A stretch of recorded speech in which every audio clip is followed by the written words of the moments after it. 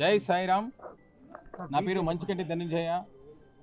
షిరిడి సాయి భక్త ఐక్యవేదిక అధ్యక్షులుగా ఈరోజు మాట్లాడాల్సి వచ్చింది. గత కొంతకాలంగా బాబా మీద వ్యతిరేక శక్తులు బాబాపై దుష్ప్రచారాన్ని చేస్తూ, బాబాను హేళనగా మాట్లాడుతూ, బాబా భక్తులను హేళనగా మాట్లాడుతూ దుష్ప్రచారం చేస్తున్నారు.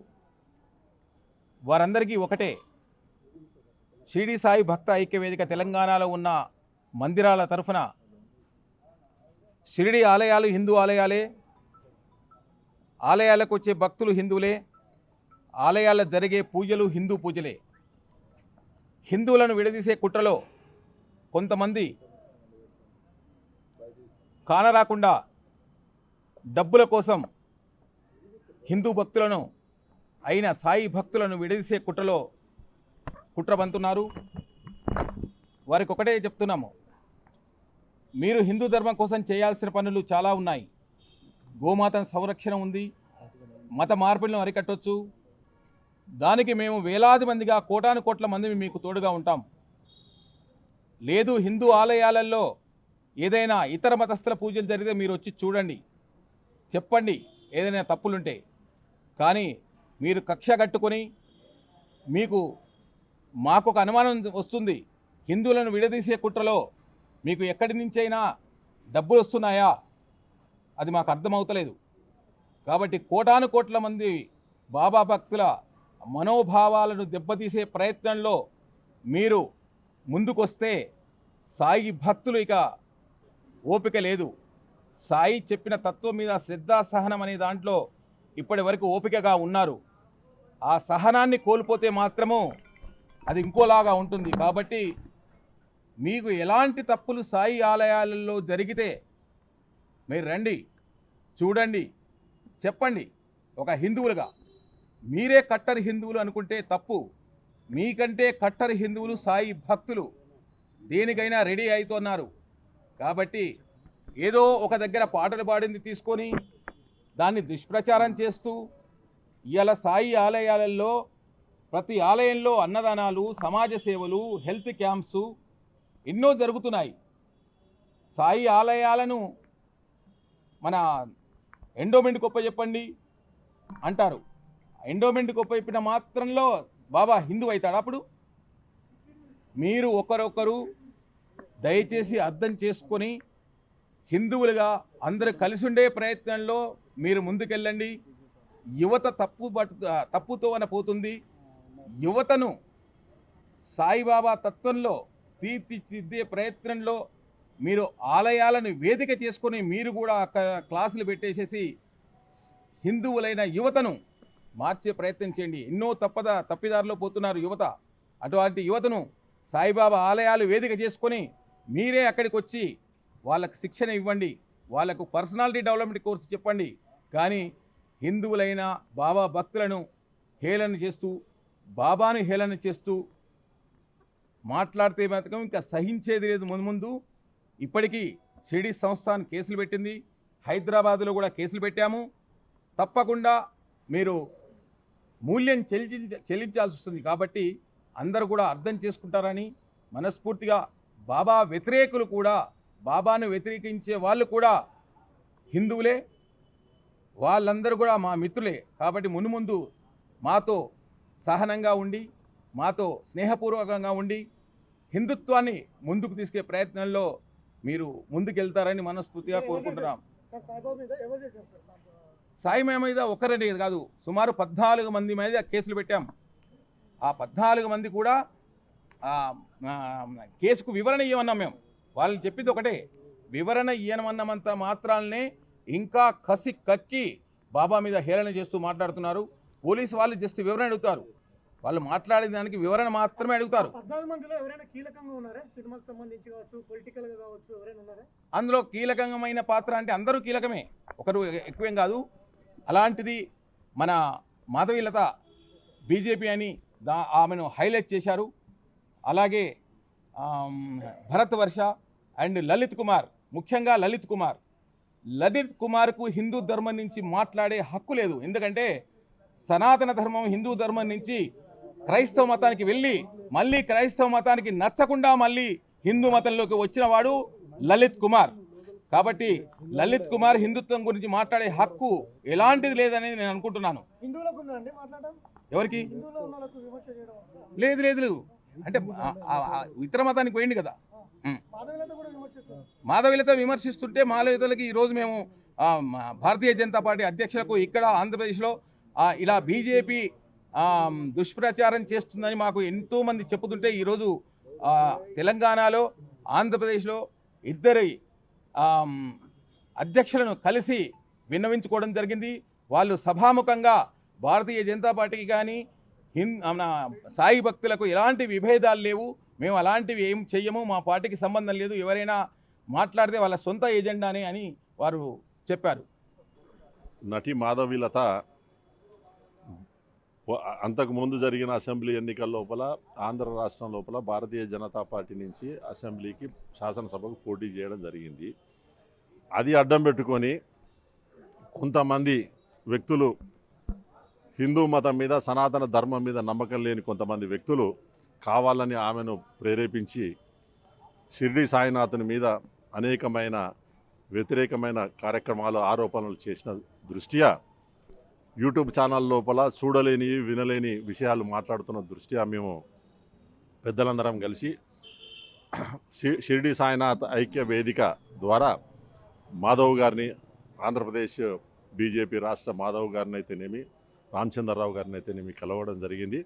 వారు వెంటనే స్పందించి ఖచ్చితంగా ఆమె చేస్తున్న వ్యాఖ్యలన్నిటి కూడా సరైనవి కావు, మేము ఖండిస్తామనే మాట మాట్లాడి ఈరోజు స్వయాన మీ అందరి ముందటనే రాష్ట్ర అధ్యక్షులు రామచంద్రరావు గారు మాట్లాడినారు. మీకు వారికి మీకు మీ ద్వారా ధన్యవాదాలు తెలియజేస్తూ ఉన్నాను. అదేవిధంగా చూసినట్టయితే కొన్ని యూట్యూబ్ ఛానల్ లోపల షిరిడి లోపల వచ్చే నిధులు అయితేనేమి వాటన్నిటిని కూడా దారి మళ్లిస్తూ ఉన్నారు. ఈద్గాలకు, తర్వాత మసీదులకు, కొన్ని ముస్లిం మత అభివృద్ధి కోసం ఆ నిధులను కేటాయిస్తూ ఉన్నారనే దుష్ప్రచారాన్ని కూడా చేస్తూ ఉన్నారు. ఎందుకంటే షిరిడి సాయినాథుడు వేషధారణను దాన్ని ఆసరాగా తీసుకొని ఆ విధంగా మాట్లాడడం చాలా దురదృష్టకరం. అయితే ఈ సందర్భం లోపల మీకు ఒక చిన్న విషయాన్ని మీకు మీ ద్వారా తెలియజేయదలుచుకున్నాను. మహారాష్ట్ర ప్రభుత్వం నేతృత్వం లోపల, ఆధ్వర్యం లోపల షిరిడి సాయినాథ్ సంస్థానం కార్యక్రమాలు నిర్వహించబడతాయి. దానికి జిల్లా సెషన్ జడ్జి గారు చైర్పర్సన్గా ఉంటారు. అదేవిధంగా ఒక ఐఏఎస్ ఆఫీసర్ గాడేల్కర్ గారు ఇలా సిఈఓగా ఒక IAS officer, senior IAS officer గారు కూడా విధి నిర్వహణలో ఉన్నారు. అదేవిధంగా అహ్మద్ నగర్ జిల్లా కలెక్టర్ ఎవరున్నా కానీ ఆ సంస్థాన అడిహాక్ కమిటీ లోపల వారు సభ్యులుగా ఉంటారు.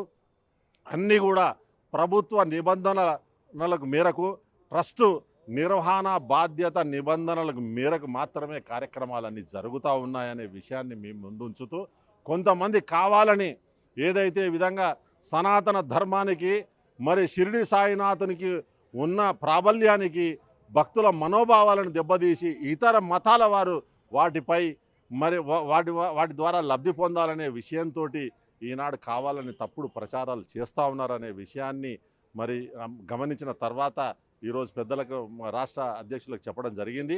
అదేవిధంగా నేను ఎవరైతే మరి ఈరోజు తప్పుడు ప్రచారం చేస్తున్న ప్రచార మాధ్యమాలకు అధిపతులు కానివ్వండి, వ్యక్తిగత వ్యక్తులు కానివ్వండి, వారిపై మరి అలా భక్తులు చాలామంది సంబంధిత పోలీస్ స్టేషన్ లోపల కేసులు పెట్టడం జరిగింది. మీ ద్వారా సంబంధిత పోలీస్ అధికారులను నేను అడుగుతా ఉన్నాను, దయచేసి మీరు వెంటనే మీరు వాటిని మరి పర్యవేక్షించి వారిని పరిశీలించి మీరు వాటి తగు రీత్యా చట్టపరమైన చర్యలు తీసుకొని కేసులు నమోదు చేయాలని కూడా మీ ద్వారా నేను కోరుతా ఉన్నాను.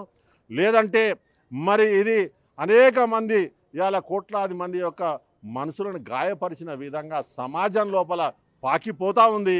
ఇది ఏదో విధంగా అనేక విధాలుగా సమాజంపై అనేక విధాలుగా మరి చెడు ప్రభావాలను రాకముందే దయచేసి మీరు సంబంధిత అధికారులను తగు చర్యలు తీసుకోవాలని చెప్పి కూడా మీ ద్వారా వారిని నేను కోరుతా ఉన్నాను. సచ్చిదానంద సద్గురు సాయినాథ్ మహారాజ్కి జై.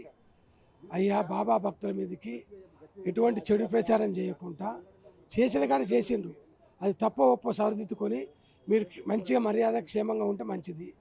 మేము మాకు తెలిసిన కాడికి ఏ టెంపుల్లో కూడా తప్పులు జరిగితే మీరు వచ్చి తప్పును చూపించి ఖండించి పేపర్కి ఇవ్వండి.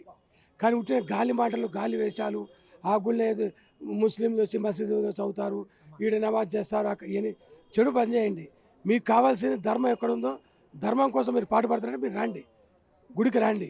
ఏం జరుగుతుంది? పొద్దున 6 గంటలకు యోగా, 8 గంటలకు బ్రేక్ఫాస్టు, 8:30కి వెళ్ళి ఫిజియోథెరపీ, 9 గంటలకు వెళ్ళి 3 డాక్టర్లు చూస్తారు 250 మందికి, డెంటల్, ఆర్ట్ ఇవన్నీ ఫ్రీ. మధ్యాహ్నం పూట 12:30, 2:30, 2,500 వరకు మంది భోజనం రోజు. గురువారం నాడు 5,000 మందికి. ఒకటే ముచ్చట, తప్పు చేసి ఉంటే వాళ్ళని పోలీస్ స్టేషన్లో కేసు పెట్టి, వాళ్ళు వినకపోతే కోర్టుకు వెళ్ళి ఆర్డర్ తీసుకొచ్చి వాళ్ళ మీద ఇద్దరు వేసేసి వాళ్ళని కోర్టు ద్వారా చూసుకుంటాం. వినకపోతే ఇంటే మంచిది, వినకపోతే వాళ్ళని చూసుకుంటాం. లేదంటే ఒకరోజు భక్తులందరికీ ఆవేశం వచ్చింది అనుకో, ఏడిపోతే అటు దొరికితే తను బట్టి కొడతారు అంతే. కానీ మాకైతే శ్రద్ధాసానం అని దండం పెట్టి చెప్తున్నాం. బాబా గారి ఆధ్వర్యంలో అందరి కాళ్ళు మొక్కుతున్నాం. తప్పు చేయవాకండి, ధర్మం కోసం పాటుపడండి, ధర్మాన్ని కాపాడండి అని చెప్తున్నాం. మీరు మటుకు ఇదే ప్రచారం చేస్తే మా లక్షల మంది భక్తుల మీద దెబ్బ పడదు అనుకోండి, వీళ్ళకి దెబ్బ పడుతుంది. అంతమించి మేమేం చెప్పాం. దయచేసి మీరు ఉన్నదాన్ని నిజాన్ని మీరు ఎంక్వైరీ చేసి మీరు కూడా తప్పుంటే మా టెంపుల్ మీద తప్పు రాయండి, మేము వద్దంటలేదు. మిమ్మల్ని మీకు అడ్డం లేవు, మేము తప్పు రాస్తే మేము కూడా ఒప్పుకుంటాం కదా. మీరు రండి, రాసి అకౌంట్లు తీయండి, బ్యాంక్ బ్యాలెన్స్ తీయండి, రోజు భోజనాలు ఎంతమంది, అన్నం ఎంతమంది లెక్క చూసుకోండి. గవర్నమెంట్కి ప్రభుత్వాలు ఇస్తారనుకోండి, తీసుకుపోతే గవర్నమెంట్ ఏం చేస్తుంది? మళ్ళీ ఏమైనా చేస్తా? ఉన్న టెంపుల్కే దీపాలు పెట్టోళ్ళాడు, కొత్త దేశంలో ఎవరు పెడతారు? మీరు ఇప్పుడు చూస్తారు తిరుచుండాలా గురుబాబులో 40,000 మంది వస్తే చేతులు ఎత్తిన 30 మంది భోజనం పెట్టి, మా నుంచి కాదని మేము చేతులు ఎత్తి కూర్చున్నాం, 50,000 మంది వచ్చారు. ఏం చేస్తామండి? భక్తుల ఆవేశాన్ని ఎవరు ఆపలేరు. కానీ దయచేసి భక్తుల జోలికి రావకండి. సాయిబాబా గురించి మీ పని మీరు చేసుకోండి. ఇప్పుడు ఇతను హిందూ లలిత అంటే ఆయన 6 ఏళ్ళు 5 ఏళ్ళు మత మార్పులతో చర్చి పోయి పూజలు చేసుకుంటూ వచ్చాడు. అక్కడ ఏం దెబ్బ తాకిందో షాక్ ఇచ్చిందో మళ్ళీ తెలుగు మతానికి వచ్చాడు. ఇటువంటి కోతి లక్షణాలు చేసి ఏదో ఒక పంచాయతీ కూడా సృష్టించడం అది ధర్మం కాదు.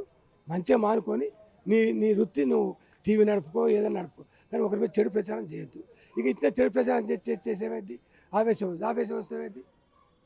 కోర్టు పోవాల్సి వస్తుంది తనుందని. అటువంటి పని చేయకూడదు. దయచేసి మీరు సహకరించండి, మేము అందరికి సహకరిస్తాం. మా తప్పులు ఉంటే టీవీ వాళ్ళు వచ్చి రండి, అందరు మా అకౌంటింగ్ బుక్ వేసుకోండి, ఆడిట్ రిపోర్ట్ తీసుకోండి. తప్పులుంటే దాంట్లో 1% తప్పున్న ముస్లిం వచ్చినా, ముస్లిం అయినా చదివినా మేము దానికి బాధితులం. కేసులు ఏదో టైంపాస్కి పెట్టలేదండి. ఒక 1 ఇయర్ నుంచి వీళ్ళని అబ్జర్వ్ చేస్తున్నాం. భక్త ఐక్యవేదిక పెట్టినప్పటి నుంచి కూడా వీళ్ళ అందరి మీద నిఘా పెట్టి కంప్లీట్గా డేటా తీసుకొని పర్ఫెక్ట్ డేటాతోటి మేము ముందుకెళ్ళి అక్కడ షిరిడి సంస్థానంలో, ఇక్కడ దిల్సుఖ్నగర్లో కేసులు పెట్టాము. ఈ కేసుల నుంచి బయట పడలేక వాళ్ళకి ఫ్రస్ట్రేషన్ తోటి నోటుకొచ్చిందల్లా వాగుతున్నారు. ఇది జనాలందరికీ కూడా చూపించాలన్న ఉద్దేశంతో మేము కూడా ఒక 20-25 రోజులు వెయిట్ చేసినాము. కేవలం మాకు మాత్రమే తెలుసు వీళ్ళు ఎంత నీచంగా మాట్లాడుతున్నారు అనేది. మాట్లాడతారు, వాళ్ళకి ఏం తెలుసు అని మాట్లాడతారండి. వాళ్ళకి ఏం తెలీదు. భక్తుల మనోభావాలు, ఇప్పుడు ఆమెకు నచ్చిన దేవుడిని ఎవరైనా కామెంట్ చేస్తే ఆవిడ ఊరుకుంటుందా? అట్లాగే సాయి భక్తులు కోట్లాది మంది ఉన్నారు. వీళ్ళందరూ ఊరికేనే భక్తులు కాలేదు, ఎన్నో అనుభూతులతో అయ్యారు. వీళ్ళందరినీ పక్కకు పెట్టేసి వీళ్ళేదో తురుముకాన్లులాగా వచ్చేసి ఆ రోజు పిలిచినప్పుడు అంటే ఈయన అరే అంటాడు, ఈయన వాడు ఎట్లా కనబడుతున్నారు. ఇంకా సీరియస్గా తీసుకున్నాం మేము, ఎందుకు కాదో చూద్దామని. చాలా గట్టిగానే ఉన్నాయి కేసులు, ఎక్కడ లైట్ తీసుకునే లేదు. ఎట్లా మాట్లాడతారో ఏం మాట్లాడుతున్నారో వాళ్ళకు కూడా తెలియకుండా వాళ్ళు ఏదో ఫ్రస్ట్రేషన్లో మాట్లాడుతున్నారు కదా. చలో ఇక్కడ నుంచి మా చర్యలు చూస్తూ ఉండండి. తగు చర్యలతోటి పోలీసులందరితోటి చట్టంని ఇదిగా తీసుకొని వాళ్ళ మీద కేసులు పెట్టి ఇంకా ఏ విధంగా వాళ్ళను ఇది చేయాలనేది మేము చూస్తూ ఉంటాం. For more videos like this, subscribe Big TV channel.